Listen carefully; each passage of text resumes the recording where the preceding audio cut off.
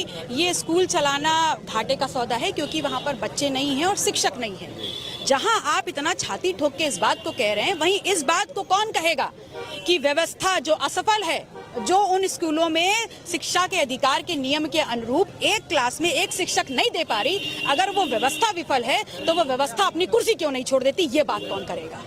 मैं ये कहना चाहती हूँ कि भारतीय लोकतंत्र, भारतीय संविधान की जो नींव है उसमें है सामाजिक न्याय और समानता, और सामाजिक न्याय और समानता का सबसे उच्च माध्यम जो था, सबसे अच्छा माध्यम जो था कि हर नागरिक को शिक्षा मिले और प्रतिभा के अनुसार रोजगार को तो आप पहले ही निकल गए, कुठाराघात कर दिया ये कह के कि सरकारी संस्थानें घाटे में चल रही हैं और भर्तियां बंद कर दी, फिर निजीकरण का हवाला देते हुए उसमें नियुक्तियां भी हो रही, ठेका पट्टा भी हो रहा है।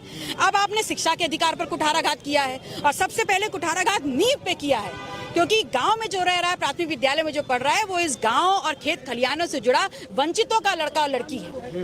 अगर उनका बच्चा पढ़ नहीं पाएगा तो वो आगे डिग्री लेने क्या कॉलेज जाएगा? क्या कल वो अपनी नौकरी के अधिकार के लिए बात कर पाएगा?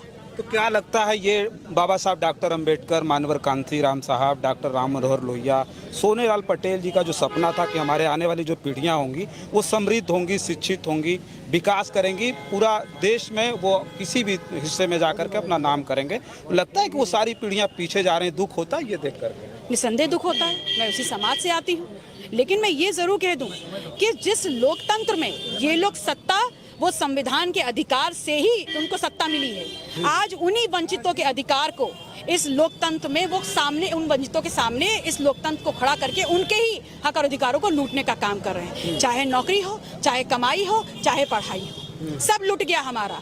तो मैं वंचित समाज से जरूर कहना चाहूंगी कि आप लोग किस बात का इंतजार कर रहे हैं? अपने हक और अधिकारों के लिए विपक्ष की भूमिका में हमें उतरे हैं, लेकिन हमें आपका साथ और आपका समर्थन भी चाहिए। ये आपका आह्वान है देश और प्रदेश के लोगों? जी बिल्कुल। अच्छा। हमारे हक और अधिकारों की जो एक चिंता है और उसके लिए लड़ाई हमें ही करनी पड़ेगी, हमें ही तलवार चलानी है और हमें ही ढाल लगानी है। अच्छा, एक तरफ ताकतवर सरकार है, दूसरी तरफ विपक्ष काफी कमजोर है, क्योंकि सरकार जो फैसला ले रही है उससे पीछे एक कदम नहीं हट रही है।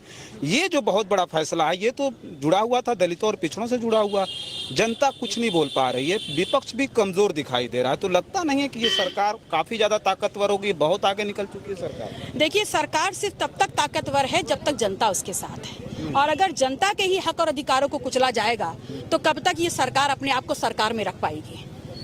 बिल्कुल। चलिए देखिए, बातचीत हम कर रहे थे हम